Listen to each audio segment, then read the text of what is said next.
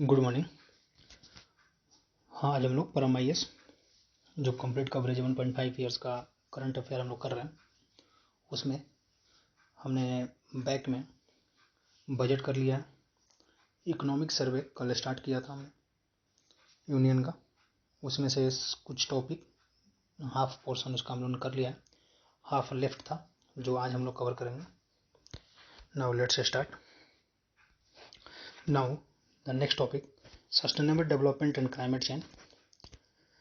जो ये economic survey है उसके अकॉर्डिंग क्या NITI Aayog sustainable development goal index of India index and dashboard improvement to 66 in 2021, 2020 and 2021 from 60 in 2019-20 और 57 कब था 2018 और 19 मीन्स 18-90 के कंपेरिजन में देखा जाए, चाहे 90-20 के कंपेरिजन में देखा जाए, तो हमारा जो इम्प्रूवमेंट भी हुआ है सस्टेनेबल डेवलपमेंट क्लाइमेट चेंज में इंडिया का, according to NITI Aayog report के अनुसार।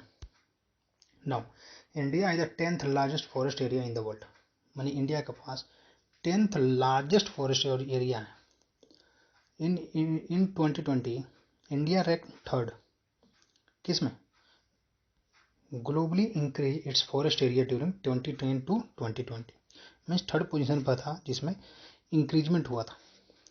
और हम एक और बात जानते हैं, अब हम तो बिहार के कंपेरिजन में पढ़ रहे हैं, तो बिहार के कंपेरिजन में जो सबसे अधिक जो फॉरेस्ट रिजर्व है ना, वो है कैमूर के पास, कितना है, जो कि 31.56। देन आफ्टर दैट उसके बाद है जमुई का 21.34, देन नवादा का है 20.72, फिर उसके बाद है मुंगेर का 20.16। मतलब ये एक बिहार के कंपेरिजन में भी हो सकता है। तो now the forest covered 24% of India total geographical area in 2020, accounting for 2% of the world's total forest area.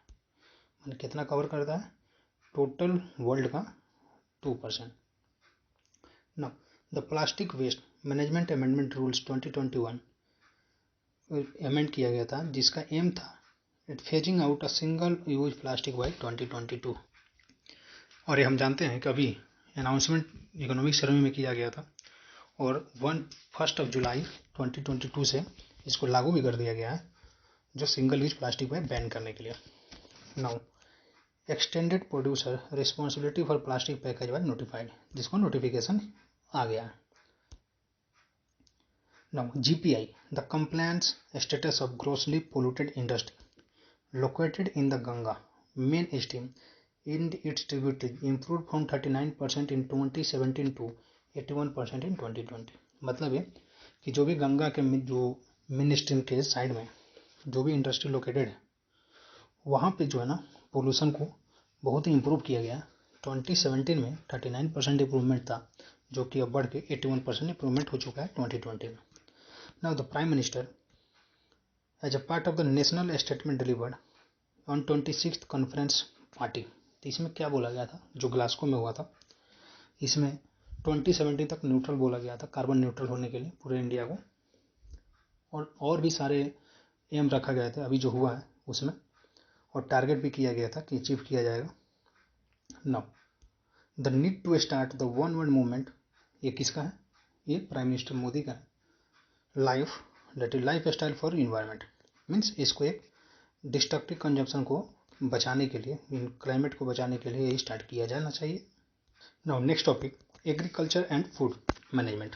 Now agriculture sector experienced बॉइंट growth in the past 2 years, means agriculture जो सेक्टर है वो बहुत ज़्यादा एक्सेस अमाउंट में growth कर, और हम इससे भी कंपेरिजन कर सकते हैं, जब पेंडेमिक टाइम था ना, तो सारा सेक्टर में निगेटिव ग्रोथ रेट था, ग्रोथ हुआ था, जबकि हम एग्रीकल्चर सेक्टर में पॉजिटिव ग्रोथ हुआ था।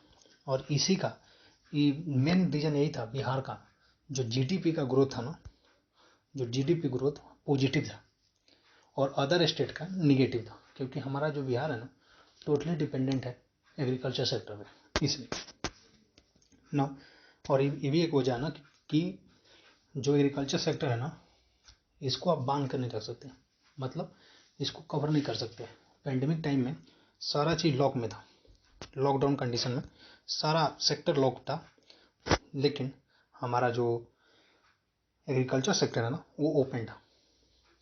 Now accounting for a sizable of 18.8% 2021-2022 in GVA, that is gross value added tax, the content registered a growth of 3.6% in 2021 and 3.9% in 2021-2022. Now MSP, minimum support price policy, is being used to promote the crop diversification. Means crop diversity, जब जी हम MSP लागू करते हैं ना different items of the food grains के, तो जो crop का डाइवर्सिफिकेशन इंक्रीज करता है, क्योंकि जहाँ जो लोग उस क्रॉप को नहीं ग्रोथ करते हैं, जिस जगह पे उनको एमएसपी नहीं मिलता है, तो और जिस क्रॉप्स में उन्हें एमएसपी मिलता है ना, वो चाहते हैं कि हम भी ग्रो करें ताकि हमें भी इनकम बढ़े, इसलिए। Now the net receipt from the crop production have increase by 22.6% in the latest situation assessment survey SAS। 22.6% increment हुआ है। अब किसी से कंपेरिजन में 2014 के रिपोर्ट के कंपेरिजन में। नाउ एलाइड सेक्टर इंक्लूडिंग, अब एलाइड सेक्टर में क्या क्या आता है, सारा चीज़ को, जैसे कोई भी एक पर्टिकुलर मीन्स प्राइवेट नहीं सेक्टर होता है, सबको कंबाइन किया जाता है, जिसमें animal husbandry, dairy and fisheries are steadily emerging as the high growth sector and major driver for of overall growth in the agriculture sector. ये एक सबसे बड़ा ग्रोथ है कंबाइंड सेक्टर में। Now the livestock sector has grown at a CAGR of 8.5-15% over the last 5 years of ending 2019-20. Now government facility क्या क्या है, तो गवर्नमेंट द फैसिलिटेट्स करता है food processing through the various measures of infrastructure development, subsidy transportation and support for formalisation of the micro food enterprises.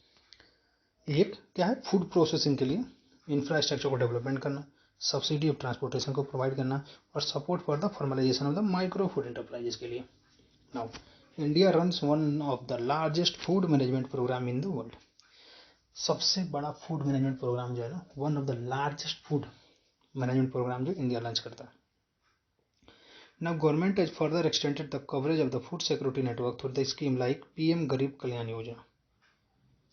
PM गरीब कल्याण योजना के तहत ना मैक्सिमम जो पर्सन है ना, इसको कवर कर लिया जाता है जो गरीब भी है। अभी हमने देखा था जब लॉकडाउन था ना पेंडेमिक के टाइम में, तो पीएम जो हमारा राशन मिलता है ना, राशन, तो राशन को फ्री कर दिया गया था मैक्सिमम टाइम्स के लिए, मैक्सिमम ऑफ द मंथ्स के लिए राशन फ्री था। और सबको क्यों, क्योंकि इसके लिए जब हम फ्री करते हैं ना तो कवरेज हमारा इंक्रीज हो जाता है, और एक कवरेज इंक्रीज किया गया था। Now industry and infrastructure, the index of industrial production IIP grew at 17.4% during April-November as compared to -15.3% in April-November 2020। मैंने बोला जैसे लॉकडाउन का टाइम जब था ना, तो इंडस्ट्री और इंफ्रास्ट्रक्चर जो सेक्टर था वो माइनस में ग्रोथ रेट था। जैसे ही पेंडेमिक का जो अमाउंट था वो लो हुआ, जो इंफ्रास्ट्रक्चर और जो इंडस्ट्री सेक्टर थे ना, उसकी ग्रोथ होने लगी धीरे धीरे, क्योंकि मार्केट ओपन होने लगा और डिमांड इंक्रीज होने लगा। Now capital expenditure for the Indian railway has increased rupees 1,55,181 crore. अब देखिए, मैंने बोला जब मार्केट ओपन होगा, डिमांड ओपन होगा ना, तो हर चीज़ में एक्सपेंडिचर हो या इनकम हो वो इंक्रीज होगा, ग्रोथ भी इंक्रीज होता है। उसी सेक्टर में जो कैपिटल एक्सपेंडिचर है ना इंडिया रेलवे का, उसको वो इंक्रीज हो गया।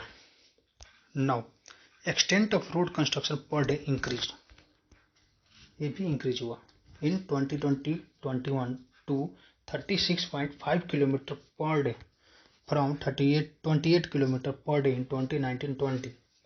कितना राइज हुआ, 30.4% का। 2019-20 में कितना था, एक दिन में 28 किलोमीटर कंस्ट्रक्शन होता था, जो कि बढ़ गया 36.5 किलोमीटर पर डे हो गया, और कितना का राइज हुआ, 30.4%। Net profit to sale ratio of large corporation reached an all-time high of 10.6%। जो नेट प्रॉफिट है ना सेल रेशियो का, वो 10.6% हाई पे था। Now introduction of production link that is PLI, production link initiative scheme. ये क्यों लाया था? क्योंकि जो इस स्कीम के थ्रू बूस्ट मिलता है किसको? इंफ्रास्ट्रक्चर के लिए, both physically as digitally. Means जब भी हम लोग PLI जो प्रोडक्शन लिंक इनिशिएटिव स्कीम को लॉन्च करते हैं ना, तो हमारे इंफ्रास्ट्रक्चर के लिए एक बहुत ही स्ट्रॉन्ग पोजीशन एक्वायर करने के लिए चांस हो जाती है। नाउ सर्विस सेक्टर, अब जो कि लास्ट सेक्टर है, सर्विस सेक्टर में gross value added that is GV है of service crossed pre pandemic level, जो कि क्रॉस किया, कितना क्रॉस किया? GVA with the contact intensive sector like trade, transport, etc. still remain below the pre-pandemic level। देखिए हर एक sector में ना ये ग्रोथ हुआ है, लेकिन जो इंटेंसिव सेक्टर है जैसे ट्रेड्स में हो गया, ट्रांसपोर्ट हो गया, इसमें अभी भी नीचे है, क्योंकि पेंडेमिक के टाइम पे सारा मार्केट इंक्लोज था। धीरे धीरे करके स्लोली ग्रोथ हो रहा है। Now overall service sector that is GVA is expected to grow by 8.2%। ये एक्सपेक्ट किया जा रहा है कि ग्रो हो 8.2% से। Now foreign direct investment that FDI, और हम जानते हैं कि फॉरेन डायरेक्ट इन्वेस्टमेंट में टॉप में सिंगापुर है जो हमारे इंडिया में इन्वेस्ट किया है। Now the first half of the 2021-2022 the service sector receiver use over USD 16.7 billion foreign direct investment. कितना? 16.7%। जो टोटल FDI का जो इंडिया में इन्फ्लो हुआ है वो कितना परसेंट का हुआ है? 54%। नाउ रिफॉर्म क्या क्या?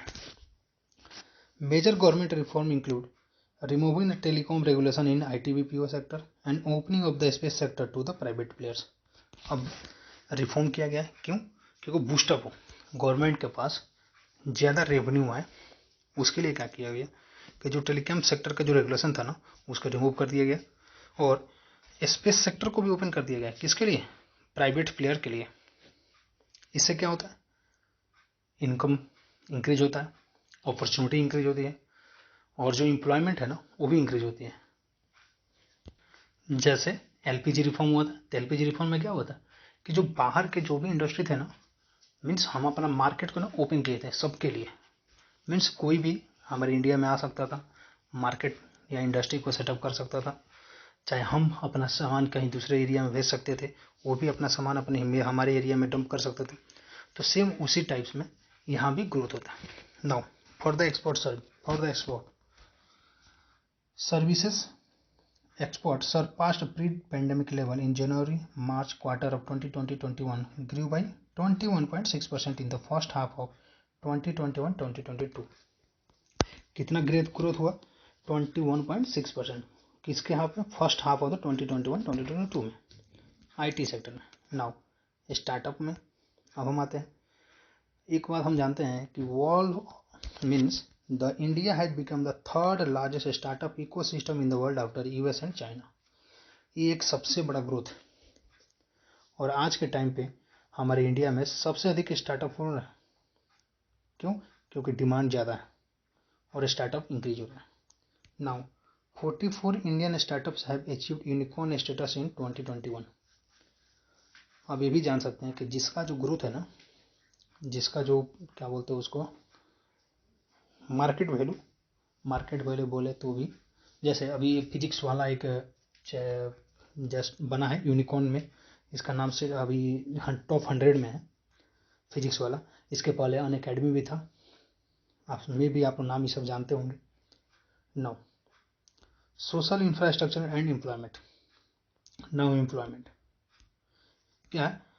With revival of the economy employment indicator bounced back to pre pandemic level. Means employment जो है ना सबसे लॉस्ट में, सबसे बैक पोजीशन पे चल रहा है अभी इंडिया में। As per the quarterly periodic labour force survey data of March 2021, employment in urban sector affected by the pandemic has recovered almost to the pre-pandemic level। Means जब pre pandemic level था ना, तो सबसे अधिक effect urban में people को हुआ था एम्प्लॉयमेंट के केस में। Now according to EPFO, employment provident fund organisation data, formalisation of job continue during the second wave, adverse impact of covid on formalisation of jobs. ये क्या बोला कि जब पेंडेमिक लेवल था ना कोविड का, तो उस टाइम पे सबसे अधिक इफेक्टेड हुआ था हमारा एम्प्लॉयमेंट सेक्टर, जॉब सेक्टर, क्योंकि many people have lost their jobs. Employment rate जो है ना वो डिक्रीज किया और अनएम्प्लॉयमेंट रेट बहुत ज़्यादा इंक्रीज किया। हम बिहार में भी देख सकते थे कि इसके कारण भी अनएम्प्लॉयमेंट रेट इंक्रीज हुआ। Now social infrastructure expenditure on the social services like health, education and others by center and state as a proportion of GDP increased from 6.2% to 8.6%। Expenditure को हम लोग इंक्रीज किए किसके लिए? For the betterment of the social services. Social services में क्या क्या आता है? हेल्थ, एजुकेशन और भी सारी चीज़। इसमें ग्रोथ कितना का हुआ? 8.6% का।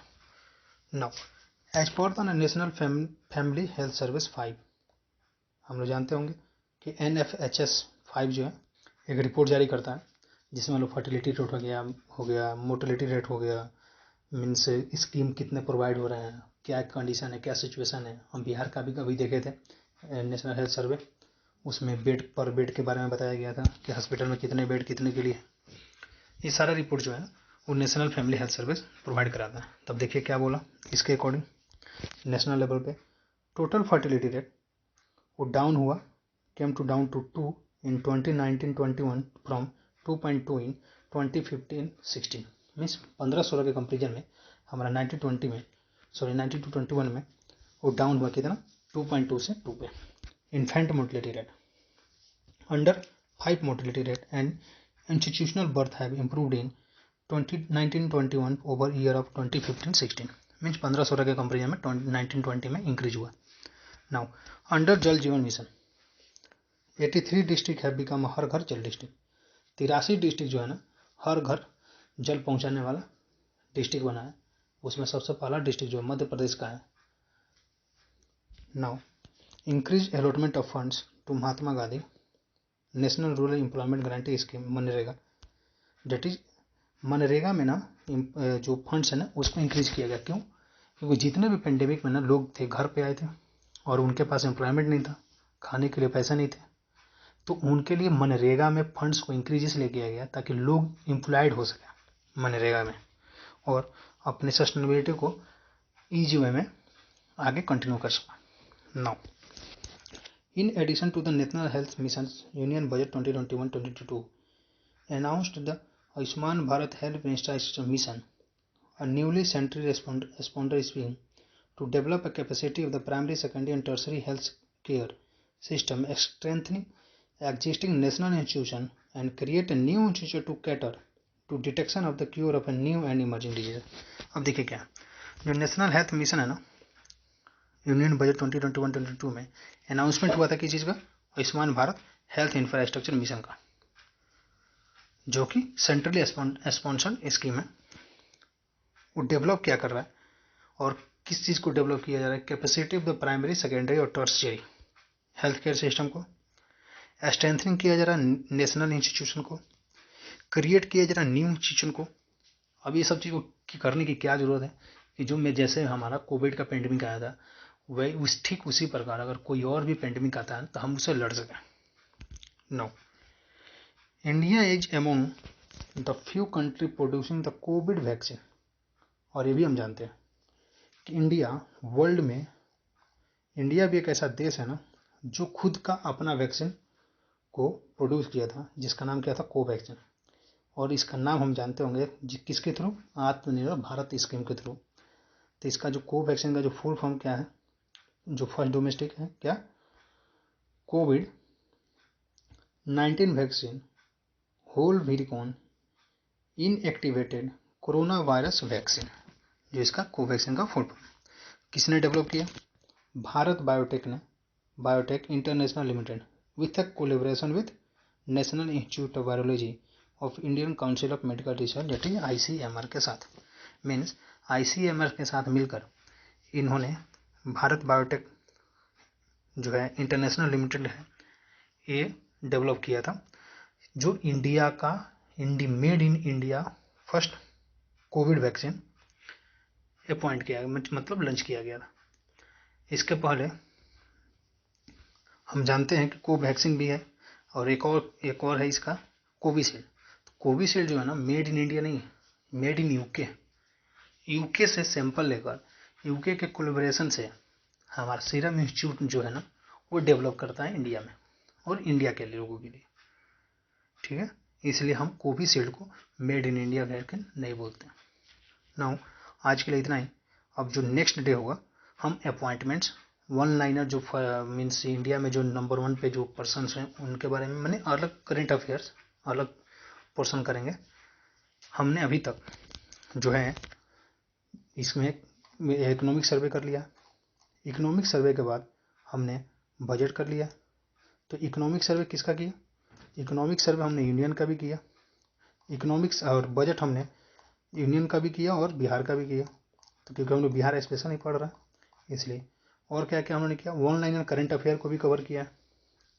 और जो टॉप हेडलाइंस है ना बिहार के, मीन्स कुछ इंपॉर्टेंट जो स्कीम हो गए, फंड्स हो गए, कुछ जो मेन हेड हाईलाइट में टॉपिक था वो हो गया, कुछ इनोग्रेशन हो गया बिहार से रिलेटेड, उसको किया।